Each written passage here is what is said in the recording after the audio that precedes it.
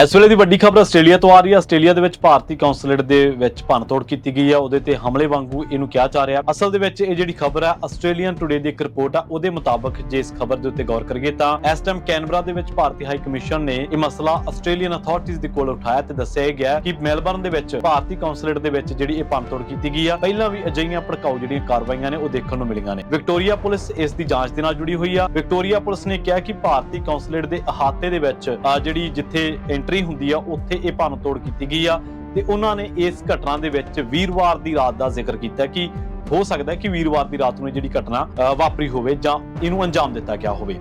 ਉਧਰ ਦੂਜੇ ਪਾਸੇ ਜਿਹੜਾ ਭਾਰਤੀ ਕੌਂਸੂਲੇਟ ਆ ਉਹਨੇ ਟਵਿੱਟਰ ਦੇ ਉੱਤੇ ਇਹ ਜਿਹੜੀ ਜਾਣਕਾਰੀ ਦਿੱਤੀ ਹੈ ਕਿ ਭਾਰਤ ਦੇ ਕੌਂਸੂਲੇਟ ਜਨਰਲ ਦੇ ਅਹਾਤੇ ਦੇ ਵਿੱਚ ਮੈਲਬਰਨ ਦੇ ਵਿੱਚ ਸ਼ਰਾਰਤੀ ਅਨਸਰਾਂ ਦੇ ਵੱਲੋਂ ਛੇੜਛਾੜ ਕੀਤੀ ਗਈ ਆ, ਭੰਨਤੋੜ ਕੀਤੀ ਗਈ ਹੈ, ਜਿਹੜਾ ਮਸਲਾ ਆਸਟ੍ਰੇਲੀਅਨ ਅਧਿਕਾਰੀਆਂ ਦੇ ਕੋਲੇ ਉਠਾਇਆ ਗਿਆ। ਉਹਨਾਂ ਨੇ ਕਿਹਾ ਕਿ ਇਸ ਮਾਮਲੇ ਦੇ ਵਿੱਚ ਜਿਹੜੀ ਵਿਕਟੋਰੀਆ ਪੁਲਿਸ ਆ ਉਹਦਾ ਜਿਹੜਾ ਤਰਜਮਾਨ ਆ ਉਹ ਕਹਿੰਦੇ ਕਿ ਹਾਲੇ ਤੱਕ ਅਸੀਂ ਕਿਸੇ ਮਸ਼ਕੂਕ ਕਿਸੇ ਹਮਲਾਵਰ ਦੀ ਪਛਾਣ ਨਹੀਂ ਕੀਤੀ ਇਸ ਮਾਮਲੇ ਦੇ ਵਿੱਚ ਤੇ ਇਹ ਵੀ ਕਿਹਾ ਕਿ ਜਿਹੜੇ ਵੀ ਲੋਕ ਇਸ ਘਟਨਾ ਦੇ ਬਾਰੇ ਜਾਣਦੇ ਨੇ ਜਦੋਂ ਉਹ ਲੰਘ ਰਹੇ ਸੀ ਇਹਨਾਂ ਇਲਾਕਿਆਂ ਦੇ ਵਿੱਚੋਂ ਜਾਂ ਜੇਕਰ ਕਿਸੇ ਵੀ ਰੂਪ ਦੇ ਵਿੱਚ ਉਹਨਾਂ ਨੇ ਦੇਖੀ ਆ, ਉਹਨਾਂ ਕੋਲੇ ਤਸਵੀਰ ਆ, ਉਹਨਾਂ ਨੇ ਵੀਡੀਓ ਬਣਾਈ ਆ ਤਾਂ ਉਹ ਅਥਾਰਟੀਜ਼ ਦੇ ਕੋਲ ਪਹੁੰਚ ਜਿਹੜੀ ਆ ਉਹ ਜ਼ਰੂਰ ਕਰਨ। ਸੋ ਇਹ ਬੜੀ ਵੱਡੀ ਖਬਰ ਕਿ ਮੈਲਬਰਨ ਦੇ ਵਿੱਚ ਭਾਰਤੀ ਕੌਂਸੂਲੇਟ ਦੇ ਵਿੱਚ ਮੁੜ ਭੰਨਤੋੜ ਕੀਤੀ ਗਈ ਆ।